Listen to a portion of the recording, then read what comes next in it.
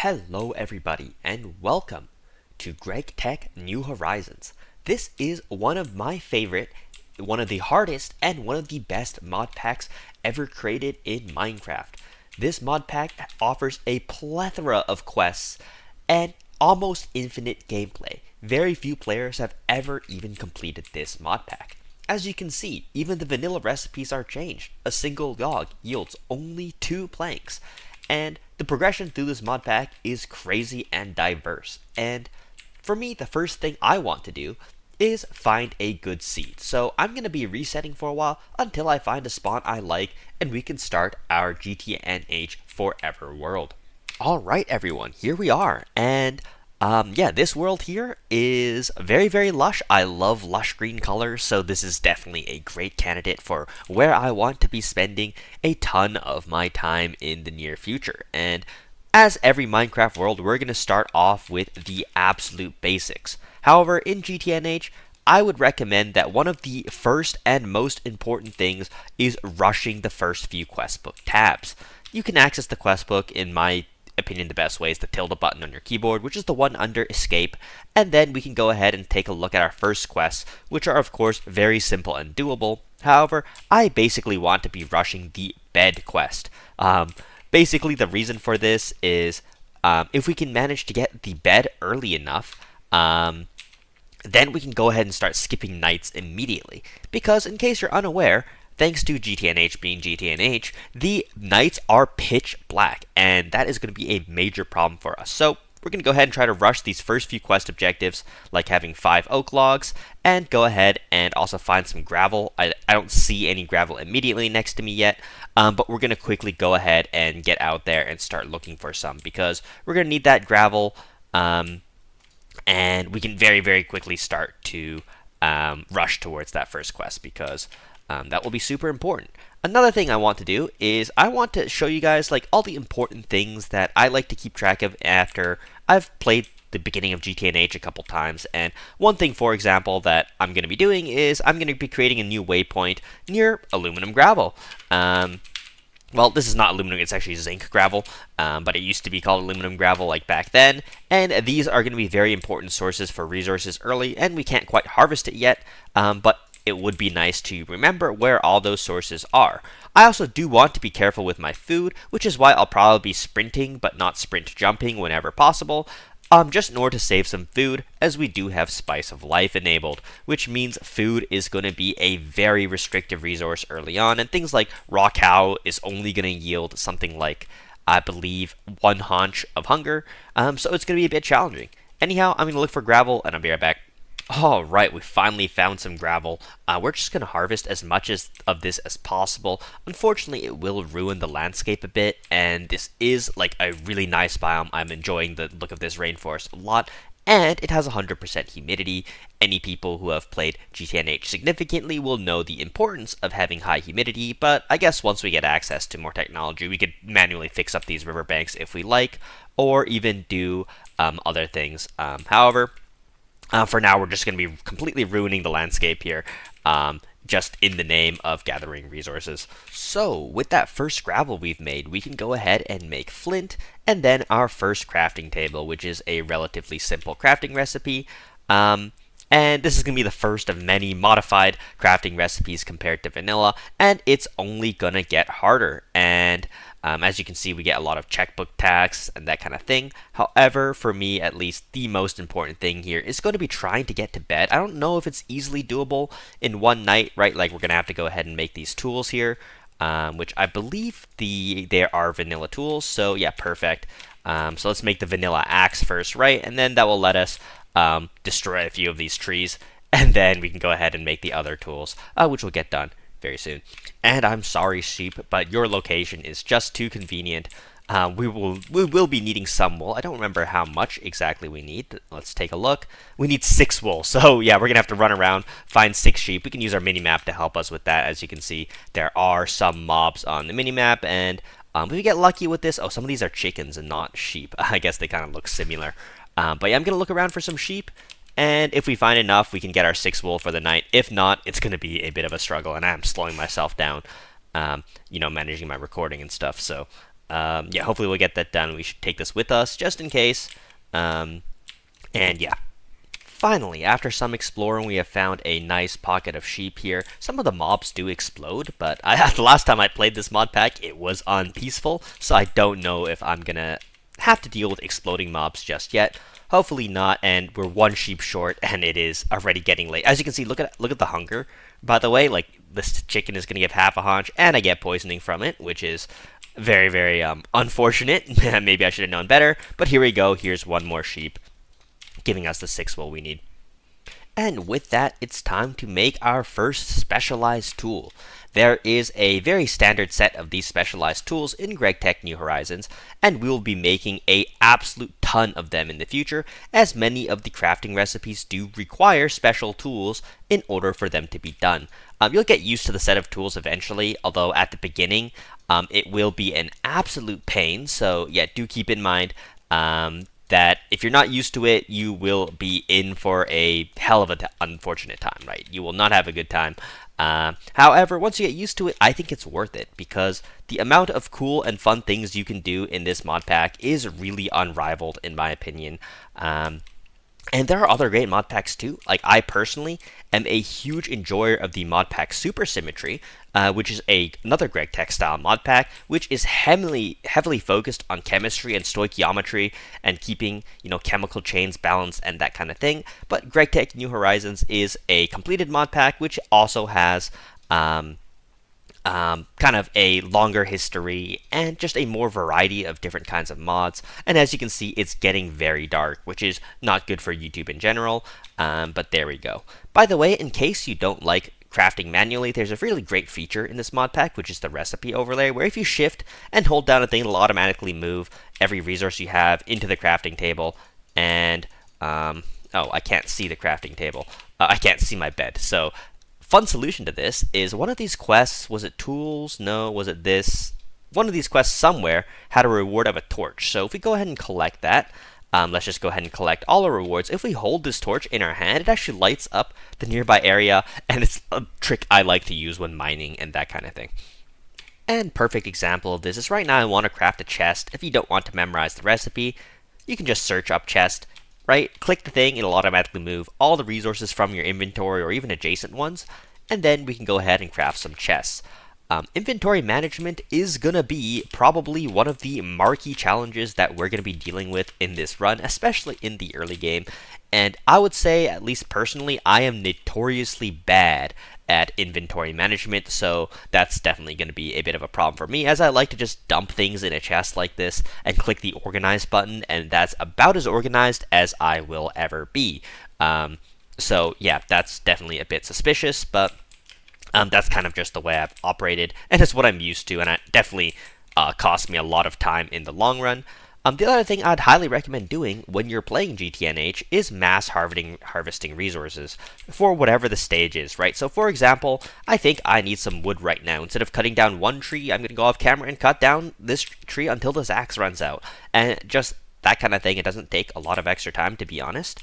It kind of takes a lot of time switching gears, so if you do a lot of one thing every time you need to do it, it'll save you a lot of time in the long run. So we're going to go ahead and cut down a bunch of trees and just progress our quest book a little bit. As you can see, the problem with food is getting kind of real, and at the beginning of the video you might have noticed me picking up some of these gardens.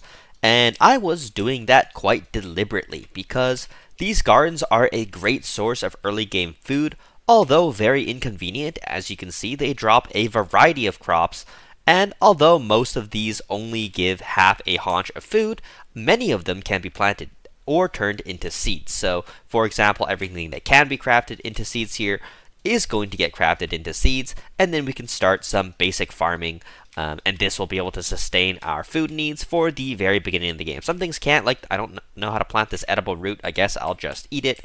And another fun kind of cool thing is for every unique food that you do decide to eat, you get extra hearts, and you can end up with like 20 or 30 extra hearts, which is going to be very useful for surviving the absolute brutality that is the mobs that you'll run into, especially on hard. Now, I don't even know if this is going to be too hard for me. I'm definitely not the best survival player, but we'll try to work with it, and my best way to deal with this, at least for now, is just going to be avoidance, right? Is I'm going to do my absolute best. Oh, am I dead? That was a scary looking water enderman creeper or something, and now my FOV is very low. I do need to turn off dynamic FOV, and that was actually a literal perfect example, right? I don't even know what that was, but hopefully he doesn't bother me any farther. And yeah, I definitely don't want to deal with any infernal mobs wherever possible, because that was dangerous and scary. Yeah, I usually play GTNH on peaceful, so this is definitely gonna be a bit of a fun change for me. Just trying to deal with all these infernal mobs. And yeah, let's go ahead and eat some unique foods here, heal up a little bit, and hopefully survive. All right, it's been a minute since my last cut-in.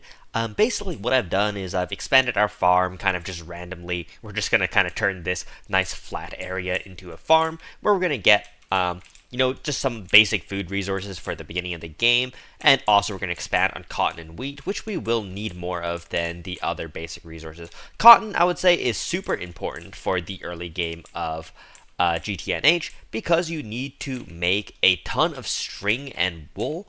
A lot of this will give us a lot of quality of life things, so just expand cotton farming whenever you can, and you definitely won't regret it. And the next thing I'm going to do is kind of get our Tinker's tools going. So funnily enough, the best way to start with Tinkers is to find a village, which I found one over there, nearly 400 meters away. But if not, I mean, there are ways to create all the part builders and stations and stuff like that without finding a village. You can just make them up with wood and stuff, right? So anyhow, we're going to get our first set of Tinker's tools going very soon, as this should also help us get going quite nicely.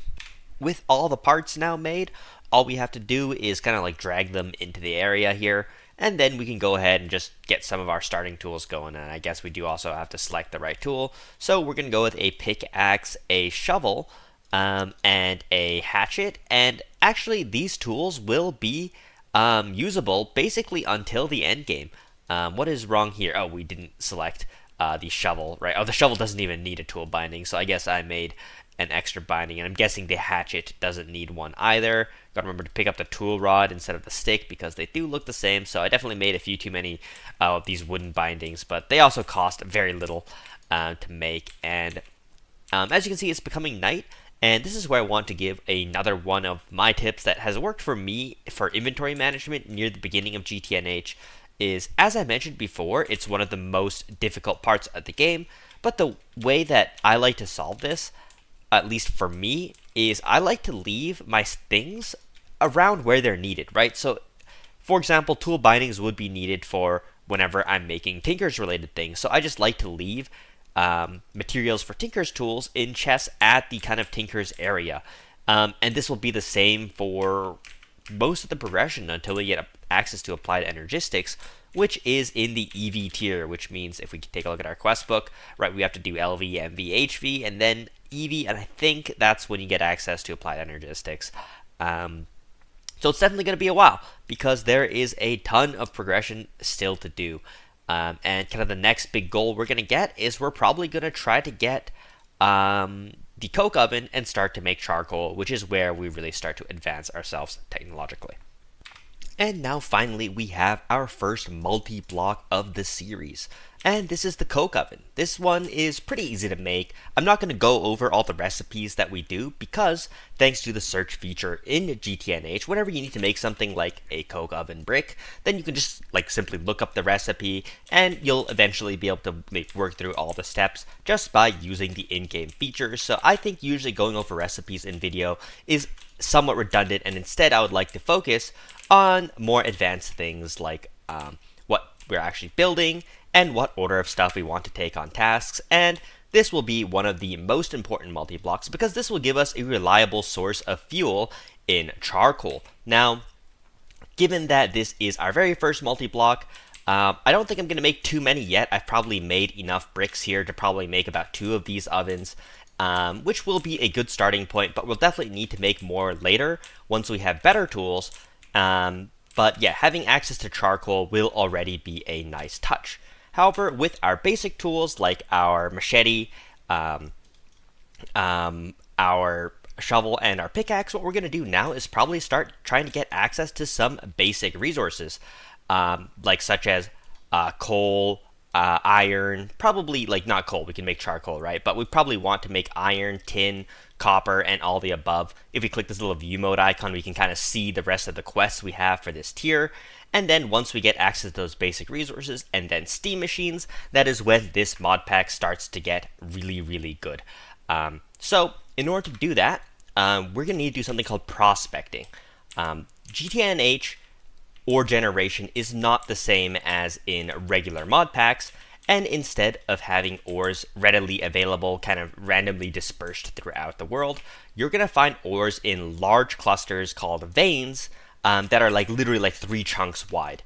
And to do this, well, obviously we're going to need to take some food with us because well, currently we have really terrible food sources, so we'll just be like taking a whole bunch of stacks of pretty terrible food, which is obviously not ideal. But it's what we're going to have to do for now. And the next thing we're going to need to do is actually start to find the ore chunks. So every 3 chunks, there is an ore chunk. And if you can see now in our F3 menu, I don't know how to unlock my cursor, but you can see under where it says like 43 minutes to next storm in the upper right hand corner, that is an ore chunk. So all we have to do is we have to then dig down. At least this is what I like to do. You can dig a spiral staircase too, but it takes a little while.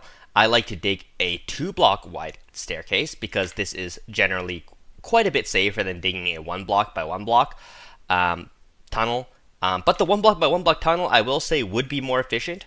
If I want to be extra thorough, whenever I come across something like a gravel vein, I can dig this out, as this won't kind of destroy the surface level and make that really ugly or that kind of thing, right? I don't think we'll need that much gravel, to be honest. And then once we hit the vein, we can kind of mark it on our map. And I can already tell this is going to be a lapis vein. A lapis vein is actually a really good thing to have. Oh, right over a mine shaft.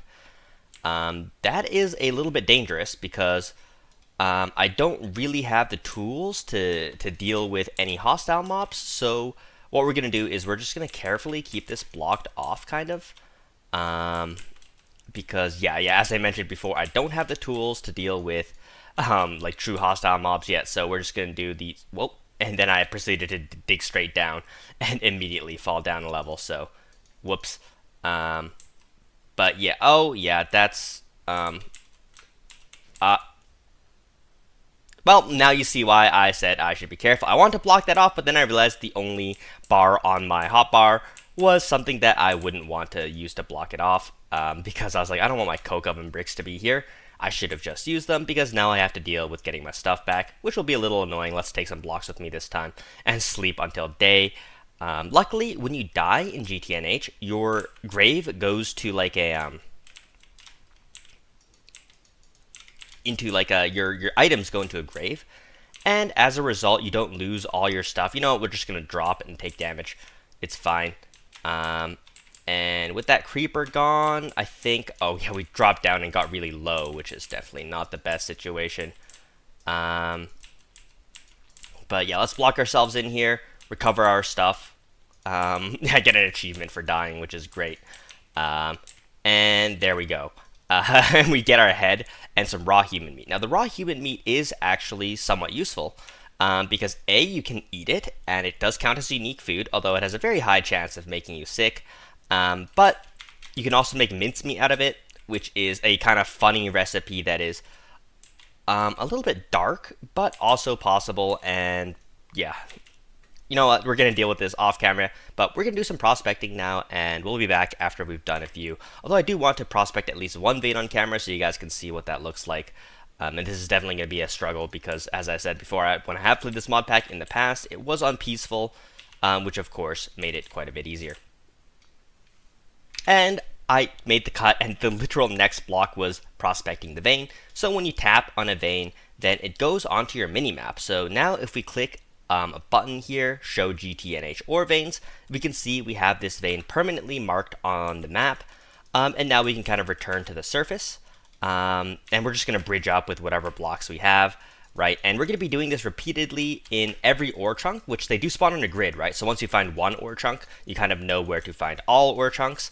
And and we're just going to follow a pattern and go ahead and prospect a bunch of chunks. After some prospecting, another death or two, as you can see, if we take a look at our map now, we've found a decent number of veins. This is the first copper vein I've found, and I've yet to find a tin vein, which is either like cassiterite, tin, or like cassiterite sand. I believe they're all sources of early game tin. We finally found chalcuprite, which is a form of copper.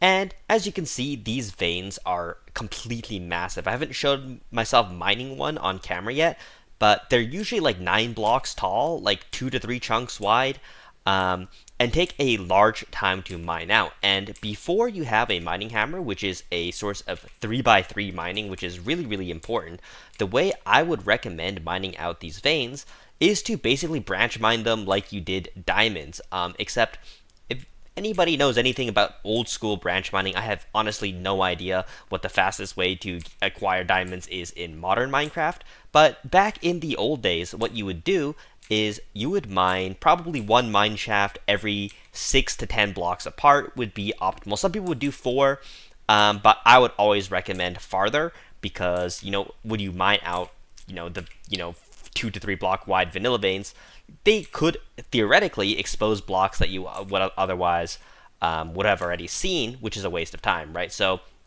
placing your mine shafts farther apart also would mean you find more cave systems, and cave systems are a really fast way to expose more blocks and find more diamonds.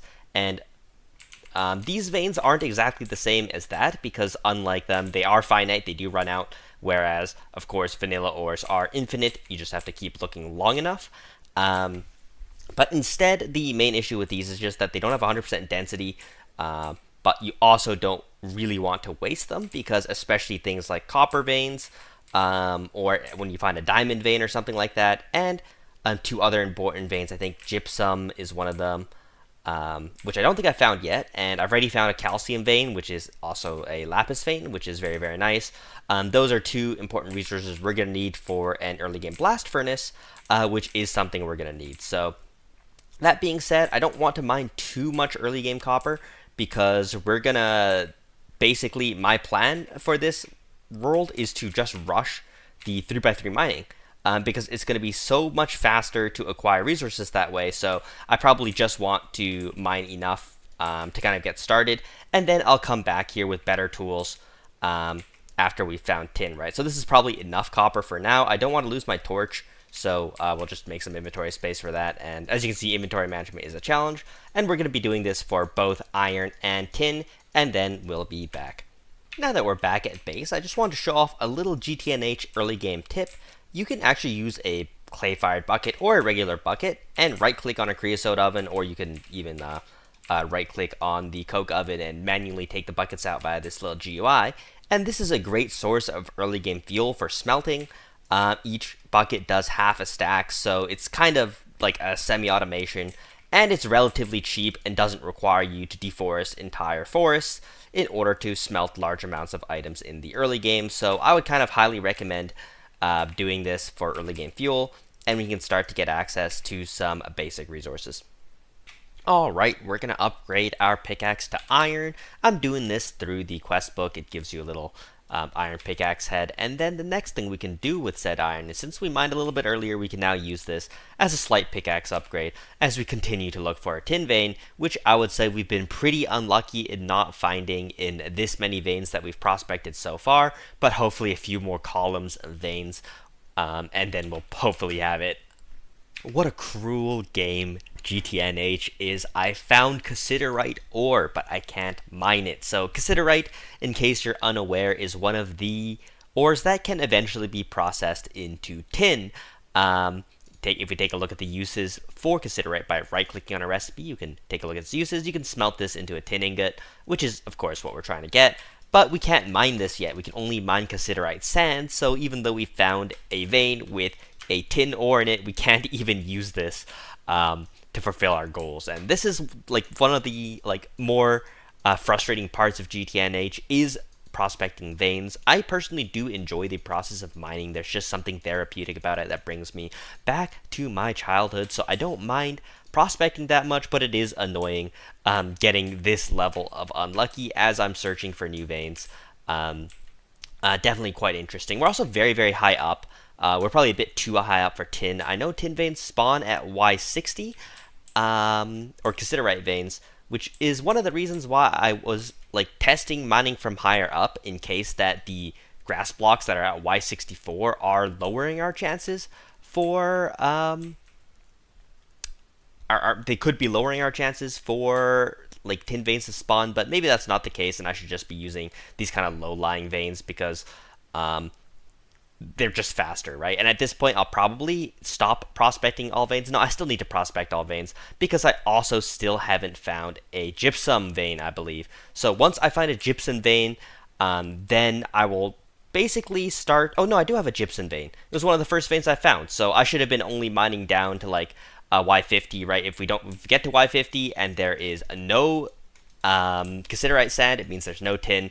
It's probably going to be a better strategy. But yeah, as I was saying, like prospecting is one of the more frustrating elements of GTNH, and it's just one of the many challenges that we're going to face going forward.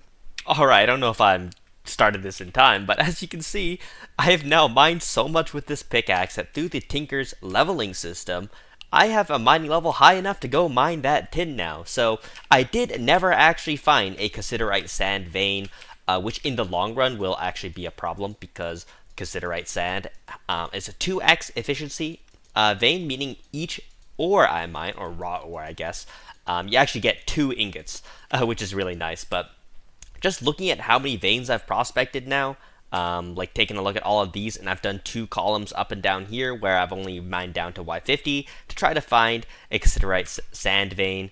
And I've like double checked, triple checked that yes, it does indeed spawn in the overworld and at the height Y50 to 60 with a pretty high weight. So we've just been extremely unlucky. I just haven't hit one yet. In fact, I've used 3 entire epic bacons. By the way, I've got these epic bacons. They just were in a chest in a mineshaft.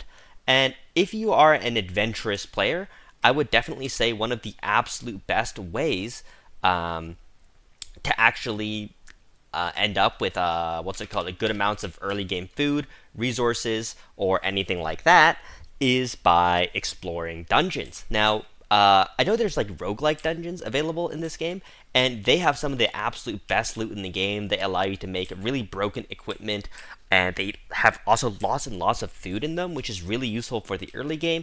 And as you can see, I have 1 golden heart now, which is from eating a variety of different foods, and they contain a plethora of different foods, these roguelike dungeons. So if you see any structures, you should always mark them down, even if you don't really know what it is. There are so many of them, some will inevitably not be useful in your GTNH journey, and some will be incredibly useful. And if I'm being completely honest, before you go ahead and play the game, it'll be almost impossible to discern which things are important for you to consider and which things you should probably just pass by without too much consideration. Anyhow, with that being said, I've journeyed all the way back to the top of this mountain, and we're going to clear all the way back down to our tin vein, and probably just mine a few stacks of tin to get started.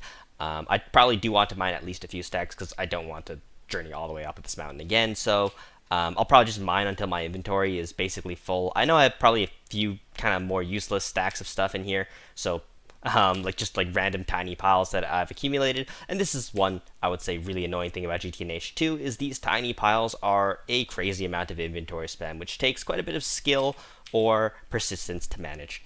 Alright, upon returning to the mountain peak, I quickly realized that's a low density tin vein, which was just going to be so much worse than finding cassiterite sand. And then I went on another expedition, and I think it's probably only been 3 or 4 veins, and now we finally found a high-density tin vein. So mining this out is definitely going to be a significantly smaller challenge than collecting a few stacks of tin the other way. And then we can finally get a move on and start progressing to the Bronze Age, which normally does not take this long if I'm being completely honest, but a little bit of bad luck is just a part of GTNH.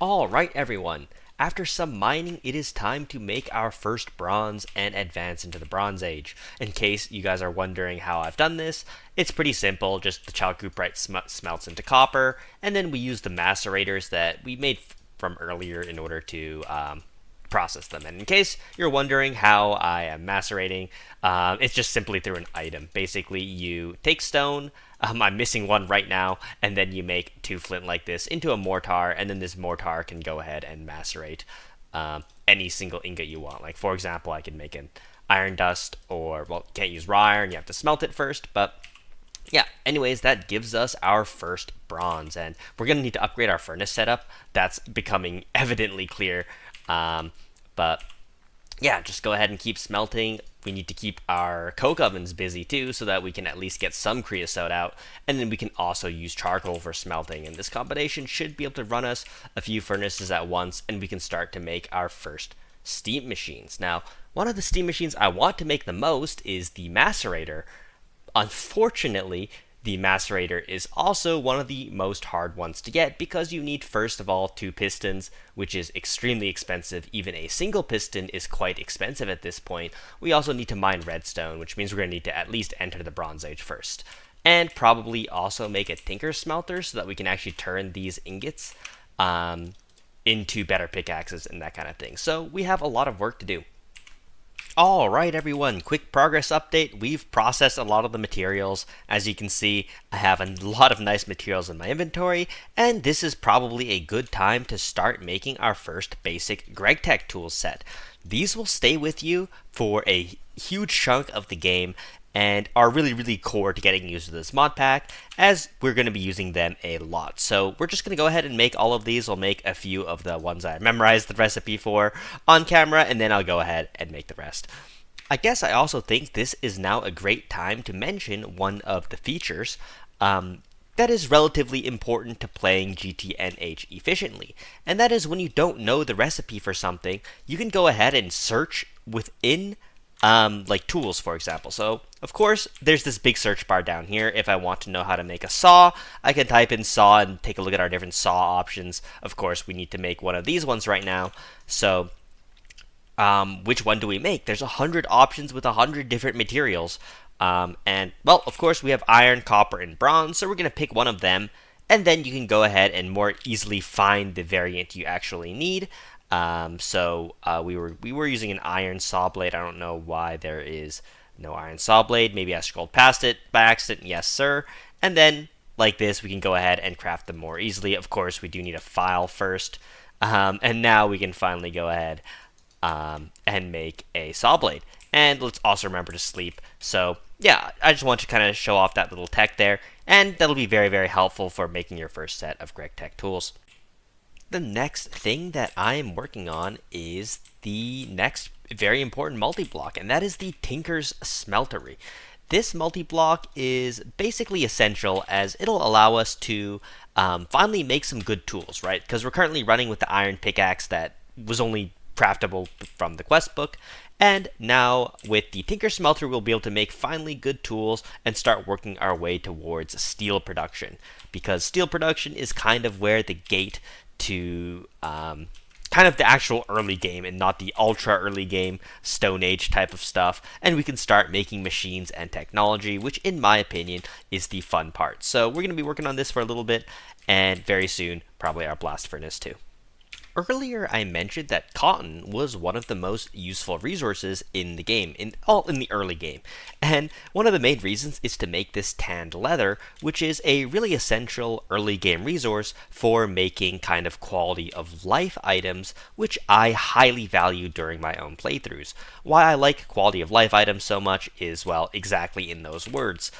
Things that you don't necessarily need, but make your playthrough journey very much more enjoyable, right? So what we're going to do is we're going to put these little tanned leathers on the drying racks to make this special leather. Well, this was not tan, it was bound leather that turns into tanned leather, and then we use this tanned leather to create some really cool quality of life items. If we go back to the Steam Age quest, or the Stone Age quest, sorry, one of the things I'm eyeing is the sleeping bag, as this is a portable bed that doesn't reset your spawn point, making it very useful, because I'm gonna spam my spawn point. I'm gonna spam this everywhere, right? Like we're gonna be chilling and not worrying about having to carry a bed everywhere, which is a problem with those pitch black nights.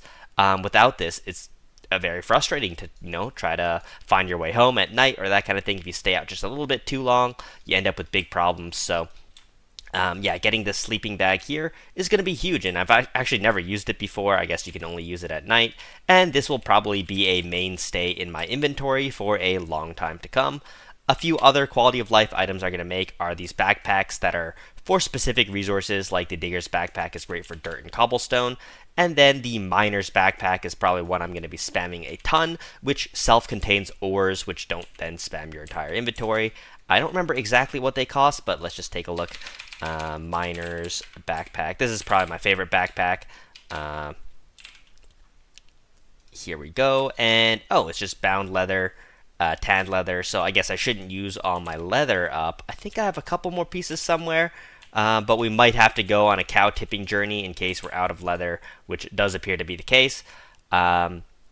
So, yeah, we didn't leave enough. We're only going to be able to make 2 backpacks. I definitely made too much bound leather, so we're going to get that done too at some point. Another challenge we'll find is, now that we have our smeltery, it's a very basic one. I accidentally made a few extra seared bricks, but we don't have access to lava. First of all, lava cannot be contained in clay buckets. I think you can only use them once, so we need to make a metal bucket. And let me see if I remember the recipe. So this is kind of a like a funny test of myself. I believe it is this, and yeah, there we go. Let's get a metal bucket, and then we can pick up lava now. I'm yet to find a lava lake, but that shouldn't be too hard just by digging down to a lower Y level. And one thing we do, however, need is, of course, the gloves. And you need to be very careful to make one of each glove, as otherwise, if you don't have these equipped, you're actually going to take damage when carrying lava around, which is obviously not something that you want. So we're going to equip those and hopefully forget about that from here on out. Just as minor inconvenience. Does cost some tanned leather, which is quite expensive, but with 6 of these in the bag, we're going to have some to spare. Alright, with our smeltery online, with our lava tank installed, and a few other small steps done, we're finally able to make our first set of good tools. And how we're doing this is basically, we have some molten brass. I found some in a chest somewhere, but that's also why I mentioned the aluminum zinc gravel, is because you can make zinc ingots. You can smelt them down with, I think it's copper, and you can make some brass. And we're going to use these brass to make some casts of the important tools.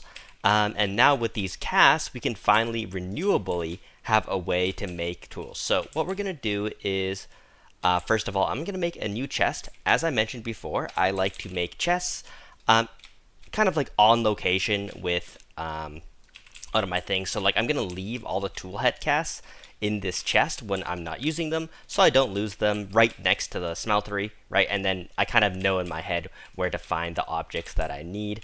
And this is one way I can get away with having chests that look like this, right? That are basically just completely unorganized, is by having the really important stuff segregated out into different locations. And yeah, I think the first material we're going to be making is probably just some bronze, right? And we're going to be using bronze tools primarily. And a very cool thing you can do, right, is if we take some of our copper ingots, and I believe it's 3 to 1, so let's take, let's just first melt down a more reasonable amount of copper. Let's go with like, how about 6, and then use 2 of these, and then we can melt these down in the smeltery to make a little bit of bronze and start casting our first tools. And with that newly made bronze, by clicking it, it moves it to the bottom of the smeltery. And then we can kind of just pour it out and make our first bronze pickaxe headcast. And as I mentioned before, once you make your first set of Tinker's tools, if you would like, you can use those tools forever. And what I like to do here is, well, you have to have a fully repaired tool to replace a head material, and I'm going to upgrade these 2 as well, right? Which means we're going to need to repair them with flint. I haven't showed this in the video before. Anyone experienced with the mod pack should be pretty familiar with this, but we can simply repair the tools very, very simply like this, right? And that'll get them to fully maxed out, and then we can go ahead and make the tool heads, which we can place the cast in there, simply pour out the material, and replace the tool heads. And finally now with these bronze tools, I don't think I have to struggle with constantly whipping out the tool station to repair them every few like what feels like every few seconds, when their durability I think is barely over a stack. And I think this will now have an effective durability of 316. And once we start to upgrade these tools, they're going to get better and better and better.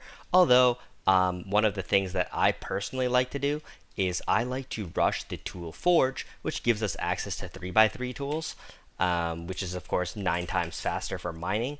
And then the timber axe is like infinitely faster. Now, I don't know if you can see it, but there's the outline of an enormous tree over there. And what we can do is we can make something like an obsidian axe and just swing it at that tree, and that will basically solve our wood problems for the entire early game. Although I don't think the axe will have enough durability to cut down the tree, so we'll end up with like a big stump, which we can go cut down fully once we have like a jetpack or something like that. But anyways, how are we going to repair these bronze tools? Well, remember that batch of manual bronze I made earlier? We're just going to carry a bunch of this with us at all times, and this will basically give me access finally to near infinite mining. So now I can go on like a big mining trip and not have to worry about running out of something, and we're just going to dump our inventory off into the chest. We don't need to carry this anymore, and basically all we're going to carry around with us is a lunch bag that contains some basic foods that we have, and that is fantastic. Another thing that I think is kind of well known but extremely powerful is what you want to do for a really good early game food source is you want to use potatoes. And potatoes by themselves are not great, but by smelting potatoes and getting baked potatoes, and then you can put baked potatoes on a stick, and they count as 2 unique foods. With Spice of Life, you can't eat the same food multiple times in a row. So if I find a simple example here, let's find a crop I have quite a bit of. Like the broccoli, if I eat too much broccoli in a row, it'll eventually stop giving me hunger. If you're very observant, you might even notice by the third food, it takes a little bit longer to eat. So yeah, you have to be careful about not eating too many foods in a row, and the potato on a stick helps a lot with that, and also won't make me have to eat all those foods for just half a hunger haunch, which, as you can imagine, is pretty terrible. So I've been using my new pickaxe to do some prospecting, and I've gotten very, very lucky here. Well, this is probably honestly about expected considering how just the sheer amount of veins I've prospected, but we have found a diamond vein. So yeah, there'll be sporadic diamonds throughout this vein. We can't mine it yet as we need a higher mining level. I just got concussion creepered. Yeah, thankfully it didn't kill me, but yeah, this will be super useful in the future. I can't harvest it yet, and I don't really know when I'll get the ability to harvest it. Maybe I think the game will give me a modifier through one of the quests or something like that. Yeah, let's see. So, I didn't detect that we had done these tasks, which is a bit frustrating because I clearly had them, but this is one of the, I would say, growing pain areas for me, at least in GTNH, where I've already done this quest. Right, so I just have to go retrieve these items, and it'll go through. But now I have to make a new bronze pickaxe head. But the thing is, I could just make a pickaxe head and then melt it back down, so it's not a big deal, but it's just kind of annoying. But I believe one of these will give me something that gives me a upgrade. I can't remember if that exists for +1 mining level. It's pitch black right now, but we'll figure it out. Alright, quick update. I took a quick look at the wiki. Turns out what I need is a diamond to increase the mining level, so that's a bit of a conundrum. I think I just have to use this enough until it eventually upgrades. That might be the way. Or I upgrade this to steel temporarily, and that will probably increase the mining level. There's a nice wiki on this, as Tinkers is something that is pretty hard to memorize if you don't use it very much, right? It's kind of just the early game to mid game tool system. In GTNH, so I mean, like, I'll be using it probably for as long as this series lasts, because the number of people who actually finish GTNH is really, really low, so I'll be happy if I do. So anyhow, I'm gonna go back to mining things for my blast furnace. So what I haven't mined so far is I think I've done calcite, so the next thing I need to do is gypsum, and then after gypsum it would just be a ton of clay. So that's the next plan. Welcome back, everybody. I was running some random errands around the base, and I stumbled across this village. It's probably a few hundred blocks away, and whenever you find a large village, there's 2 things that I would nearly always recommend pillaging. First of all, some buildings have a piston in it. I've already taken that, like the Tinker's building. The other thing that you might find is you might find a Tinker's smeltery. And I already have a lot of the stuff like the basins and that kind of thing, but you definitely want to at least harvest the seared bricks, as this will allow you to upgrade your smeltery a lot for free. And yeah, we're definitely going to be taking this, and we'll probably end up taking as many of those bricks from that house as possible, because bricks are an absolute pain to make, and we're going to be needing an insane amount of both brick dust and bricks themselves for our steam age machines. So this is a really nice find. As you can see, I've been collecting clay, so it's pretty nice to find a lot of materials that'll save me on clay in the long run too. So yeah, we're gonna harvest this entire smeltery. I think it's worth it, and then we're gonna go ahead and harvest most of that building here. And yeah, this is why finding villages is so great. And if you have the food for it, often running around exploring is a great way to kind of speed run the early game. One tip for it is just bring a sleeping bag with you, right? And you can honestly harvest food off the ground, random gardens, random trees, and like that kind of thing. It'll just about keep your food positive if you take even just a little bit with you. Like, all I really have in this lunch bag is, I think, a bunch of potatoes on a stick and some, let's say, less desirable options. But yeah, anyways, this should be very, very helpful. Alright, everyone. One thing that I think I really need to do now is make a saddle. A saddle is actually one of the hidden, most overpowered things in early game GTNH, if this is so how you choose to get around, because now we have a way to get around without the use of food, which, as you can see from the amount of food I actually have, can be a relatively large problem. So yeah, I'm going to go out and find a horse. I remember there's some horses out in that direction, so we're just going to go ahead and find them now, and then we can now get around cheaply. And welcome back, everybody. Yeah, here's a little pack of horses, and what we're going to do is we're just going to, I didn't know the horses got bigger when you fed them. That's funny. How do I tame them? Do I just try to ride them now until they kick me off? This horse doesn't have a lot of HP, but that's fine. Go ahead and put the saddle on, and yeah, there we go. Now we have access to fast, cheap transport. Let's also waypoint this area so that we have access to more horses, in case we lose this one. But yeah, what I'm going to do now is something that you don't have to do, but I would highly recommend it, and I kind of want to do this before we get into the mid or late game, or not mid or late game, what I'm talking about, mid or late game in GTNH takes forever. But basically what I want to look for is a slime island. So basically I'm just going to be running around looking up, and then also when we run into villages or dungeons, we can mark those locations down so we have access to those in the future. And this is also just a nice way to get some nice loot when we come across any little structures or anything like that. I don't even know what structure this is. I don't remember. So, let's just go ahead and see what's in the chest. 2 apples and an iron pickaxe. It's not nothing. So, yeah, we're just going to go around and be doing this.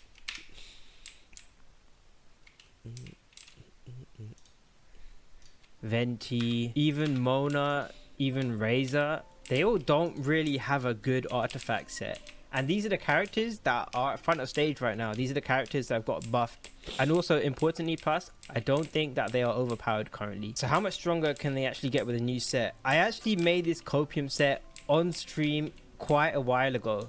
I kind of modeled this set partially based on the Codex set, how they treat Night Soul characters, and also the Desert Pavilion set here. Because I also noticed that a lot of the Hexarite DPSs spam normal attacks. So I thought a normal attack buff here could be juicy.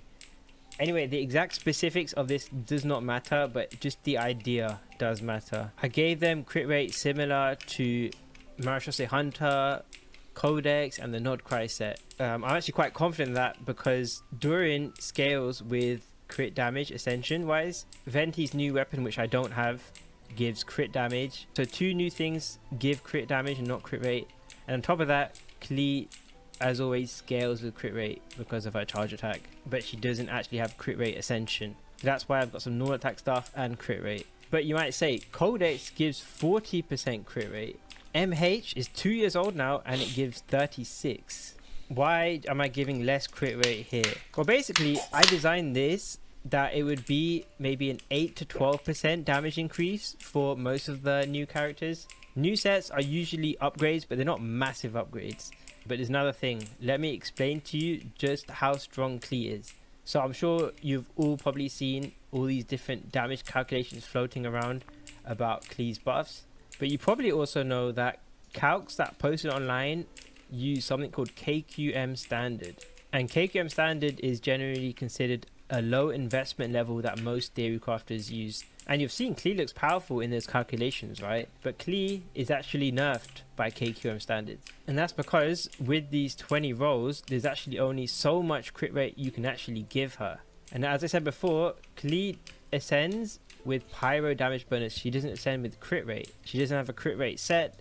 She may not have a crit rate weapon. The max I can actually give is 8 substats. And if you look at my build now, 1, 2, 3, 4, 5, 6, 7, 8, 9. In 3 artifacts, I've actually got more than the KQM standard Klee is allowed. And in my calcs with the Widsith, look how much crit rate I have. So most Klee calcs use the Widsith or a similar 4-star weapon. I'm not even at 70 crit rate. Klee in calcs is starved for crit rate. And as you guys may know, crit rate is usually the best DPS artifact stat. That means your Klee is calculating very strong, but she's probably competing against other DPSs which maybe have even 100% crit rate. So anyway, enough yapping. What I want to show you is if I give Klee, I give her one more crit rate roll. It's gone up by 40k. 134 divided by 130 is 3%. So just from giving her one extra roll, I'm getting so much extra damage, and it's still even way more crit to get. Let me change the weapon to Nefer's weapon. If I give one more crit roll, 145 divided by 141, 2.8%. So if you guys are familiar with Akasha, you will know, if you scroll down to substat priority, increases like that for a substat are one of the higher increases you can get. So 2.8%, 20 crit rate is 6 crit rolls, so times that by 6. So now you see my problem. So just giving a bit of crit rate, just that crit rate by itself, Klee is basically getting a 17% DPS increase from a new set. So that's not even including the extra attack or attack speed, whatever. It's way too big of an increase. There's no way we're getting new sets with 30-40% crit rate, because it would just be broken on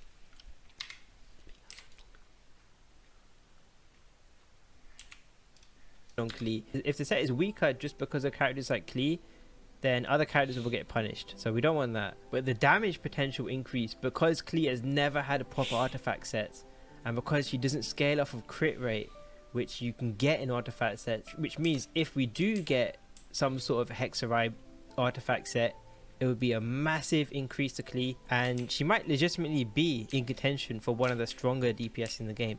Not the strongest, but one of the stronger. And if she's not already, she would definitely be up there with a proper artifact set. And that's one of the reasons why Farina was so good with Klee. Klee getting 36% crit rate here from MH is a lot of damage. In fact, to the point where if you remove the MH set and you're still playing a Farina team, then their synergy and their teams aren't actually that good. This was the biggest synergy between Klee and Farina. But it's not just the artifact set. Klee also doesn't really have a 5-star weapon. Now the question is, why did Hoyo give Venti 2 signature 5-stars before Klee even got 1? So remember, in my weapon calcs, Nefer's weapon might actually be number 1. Funnily enough, if you guys remember my old Klee calcs back in the day, I used to make theory crafted weapons like a Jade Catalyst, Polar Star Catalyst, Aqua Catalyst, and the 8% of Nefer's kind of perfectly slots here with what an Aqua would have been. But if you look about why Nefer's weapon is so good for Klee, it's only good because it gives crit damage and crit rate. All the power budget here is basically completely wasted. Basically 12 extra substats worth of damage. But let's not get too greedy. We don't need 12 more substats of a signature. Now let's say my idea is Alice releases as a catalyst user, and she maybe has some sort of Hexarite condition in her signature, maybe gives some pyro damage. Something like that could be super realistic. If Nefer's weapon is 8% stronger with Widsith, maybe an Alice weapon with actual stuff here could be 20-25% stronger than the Widsith. Let's add in 15% for an artifact set, and let's not get greedy, let's add in another 15% from our actual weapon. What do we end up with? Turn it into percentage.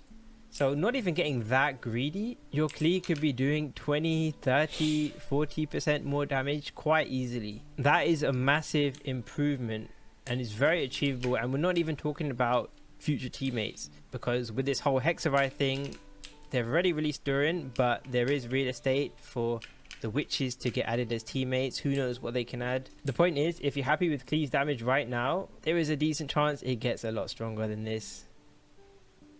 Anyway, here's the artifact set situation. For most teams, it's going to look like Overload. Mixed sets are basically the best you're going to get. Even something here like Lava Walker. Lava Walker's barely an upgrade, assuming 100% uptime, which is not even going to happen. But for Farina teams though, MH is a massive increase.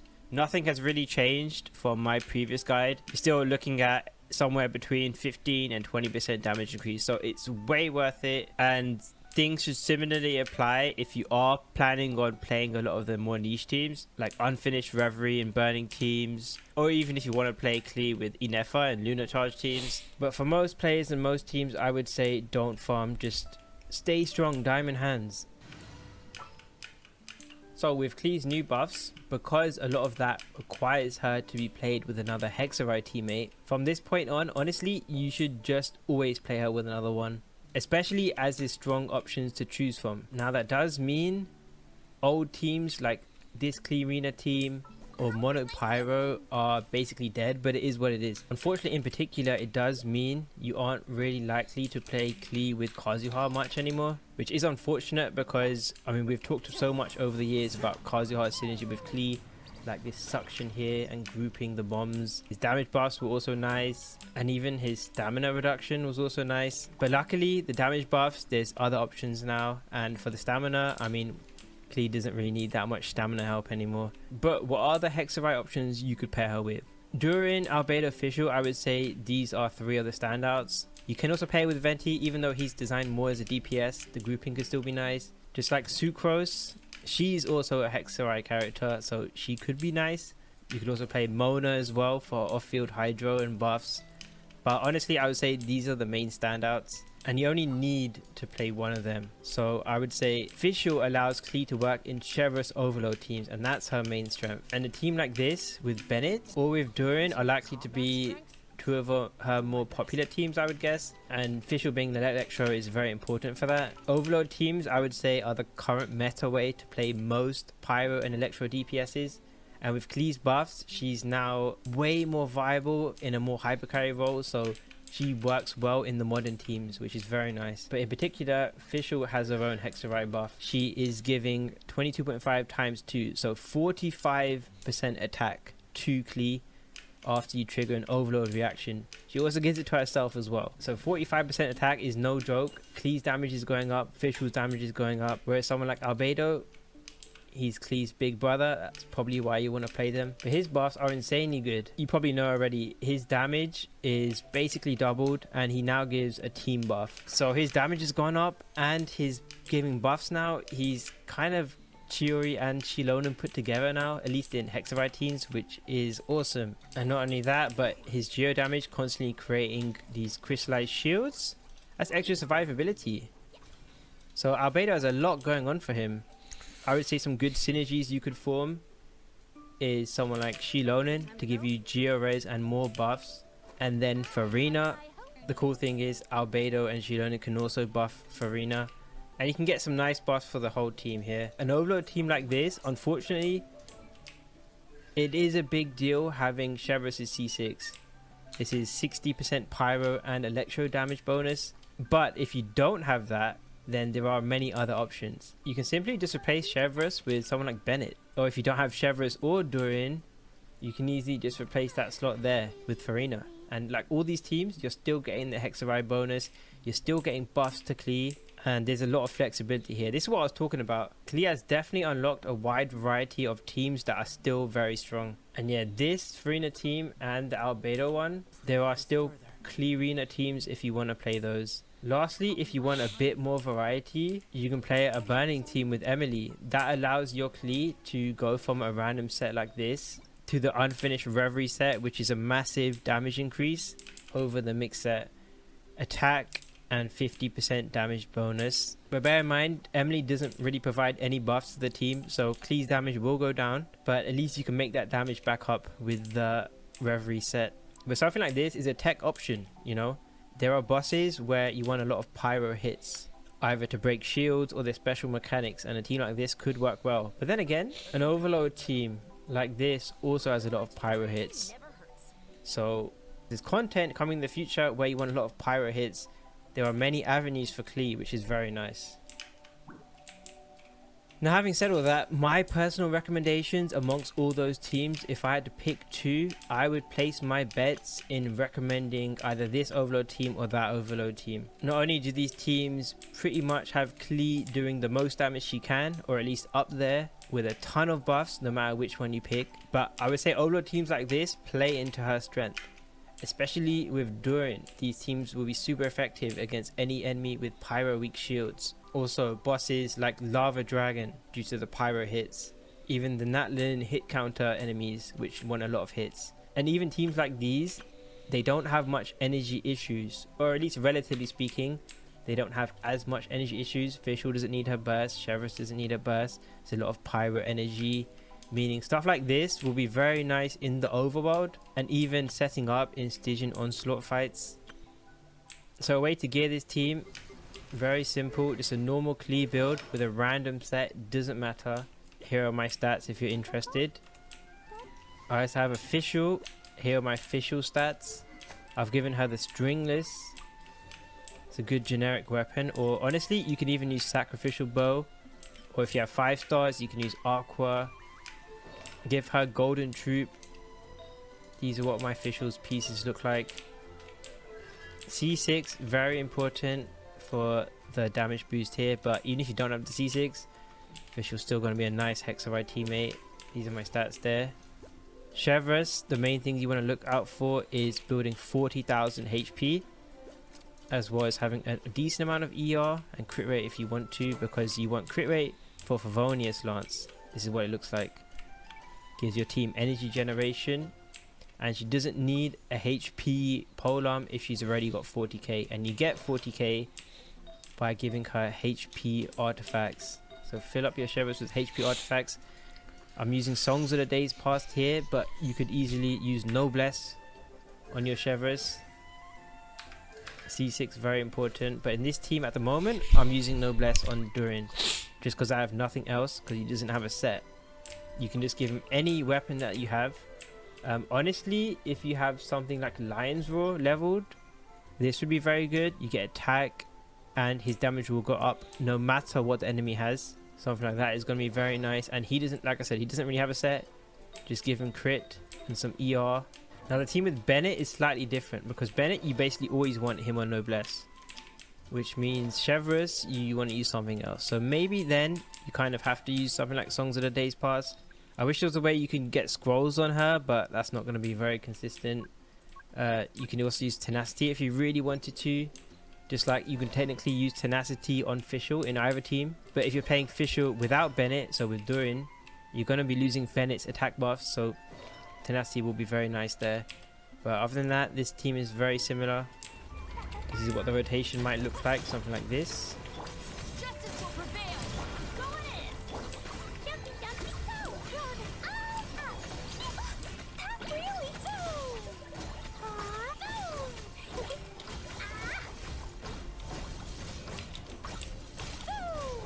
Dodge when you need to. And I even one rotated that time.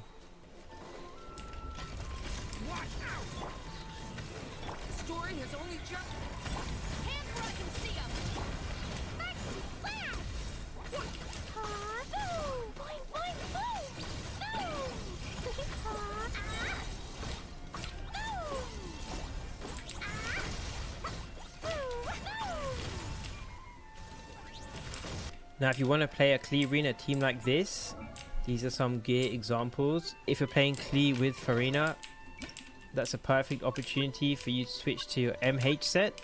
Shilonen, a good candidate for your Favonius weapon in your team. A lot of teams you generally want one Favonius weapon somewhere at least. And in a team like this, Farina's burst is essential and Klee is a solo pyro now. So energy is very nice. Scroll, basically the only set you would use on Shilonen here. Albedo's build, honestly, Cinnabar Spindle, you can't get this weapon anymore and it's not even that good. if you want to craft this weapon here, it's basically just as good, and it's free and it's craftable, and it also looks not that bad. So use one of those. The set, I would personally say don't stress too much. If you don't have a husk set, use golden troop. My golden troop is way better than my husk set. I've got pieces like this, but you want to cap out the defense for his buff. So what I do is I use defense sands with defense goblet and then crit. So that's very important because you want to try and get your defense as high as possible because of his new talent here, which will give the team buff based on his defense. So you want to try and get up to 3k defense for that. So other than that, nothing's really changed that much with Albedo. And then Farina, you want her to be dealing damage, so I guess you don't really want Fav Sword on her in a wet team like this. If you don't have Festin Desire, you could use the Pipe, I guess. And then Golden Troop, damaging set. The main issue is how do you balance her ER. I've personally gone with something like this. You don't want to get too low ER because, again, Farina's solo Hydro, Klee is solo Pyro. You don't want to be running out of energy. And then that's the rest of my build. Here's the rotation for this team.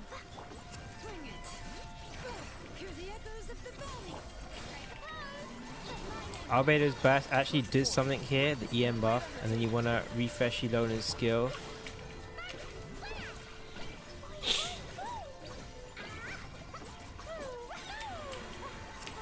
Do a full Klee combo.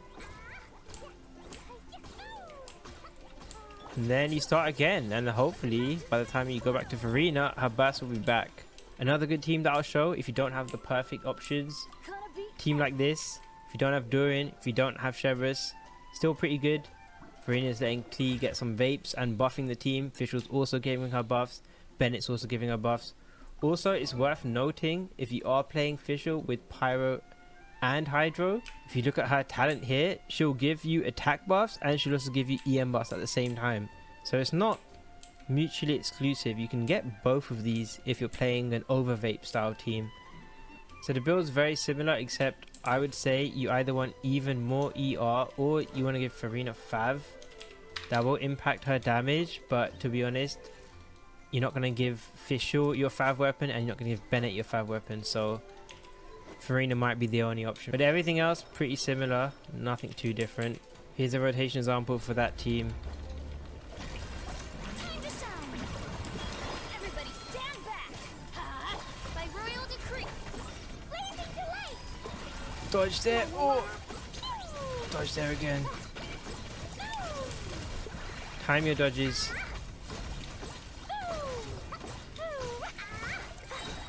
Then switch out and start the rotation again.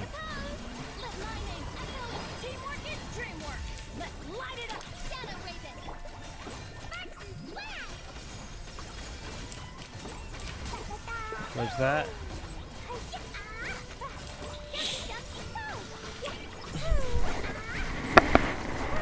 There you go.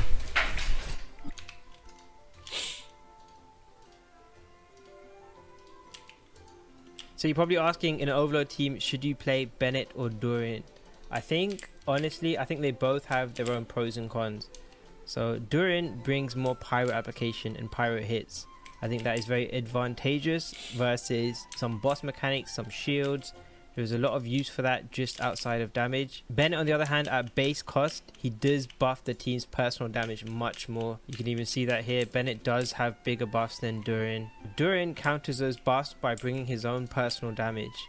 So the team's damage overall ends up about the same in a vacuum. They just counter each other. Bennett's buffing your Klee more. Durin buffs your Klee and Fischl less, but brings his own damage. But it's not just about damage, it's about quality of life. I would say Bennett brings significantly more healing. Chevrolet's healing is not bad, but it's not insane.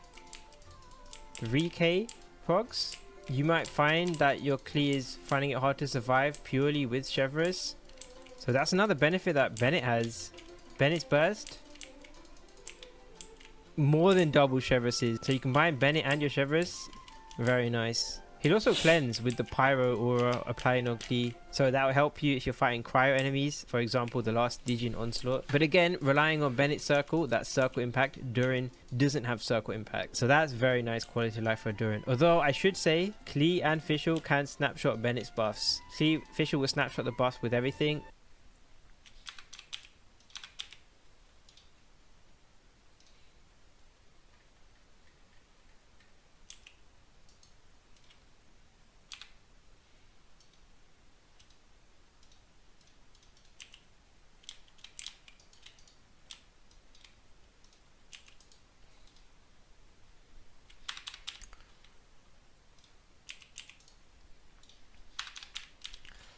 And with all those small tasks done, it is finally time to start teching up. Now, I would say if you are a great player or an experienced player, definitely there's a lot of much better players than myself. It's probably easy, if not expected, to be far past this point in progression, but here's the thing with these super long and difficult mod packs is I would simply recommend taking them at your own pace. If you enjoy having a slowed down gameplay style, or just taking things more relaxedly and not having to worry about maximizing progression speed and all that thing, honestly, you're going to have a much funner time than somebody doing all those things. So, like, just do what you find fun, and you'll end up playing and you'll end up progressing. But yeah, there we go. Here is our first machine. As a Steam machine, we can kind of just place it anywhere. And I have a pretty interesting idea for how I want to arrange my machine lineups. And it's not going to be very aesthetic, but I just want something that's functional. And wow, the food problems are definitely getting bad, and we're gonna be focusing on food as soon as we can kind of get to the Nether. So that's gonna be a convenient place for our first Steam machine for now. And now we're also gonna, oh, we didn't even get it detected, so let's go ahead and grab our wrench so we can harvest it. Where's the wrench in our inventory? It's somewhere. Okay, now unfortunately I had to craft another one because this is actually a crafting task and I didn't have the prerequisite. So yeah, just be careful about that kind of thing. They should probably update that quest at some point. But yeah, now we have basically officially entered the Steam Age. And I think this would be a great place to call it for today's episode. So basically all we've covered is the first two multi-blocks, something we're definitely going to need to get used to. Another thing we're going to need to do is start chunk aligning the multi-blocks. Right now, these more basic multi-blocks, it doesn't really matter if they cross chunk boundaries. There's no penalties, basically. But for larger multi-blocks, you definitely don't want them to cross chunk boundaries because the unloading and loading of them could cause big problems. So we're going to chunk align the rest of our bases from here on out. I'm just clicking F9 there to kind of show you the chunk boundaries. And yeah, hopefully you guys enjoyed this episode. I know a lot of you guys on my channel are probably here from Stellaris. And I still do want to make Stellaris videos, but I kind of just want to play whichever games I'm currently enjoying. That's kind of my main goal with videos in general, and currently I am enjoying GTNH. So expect more Stellaris videos in the future, but hopefully you guys enjoyed. I'll see you guys next time. Peace.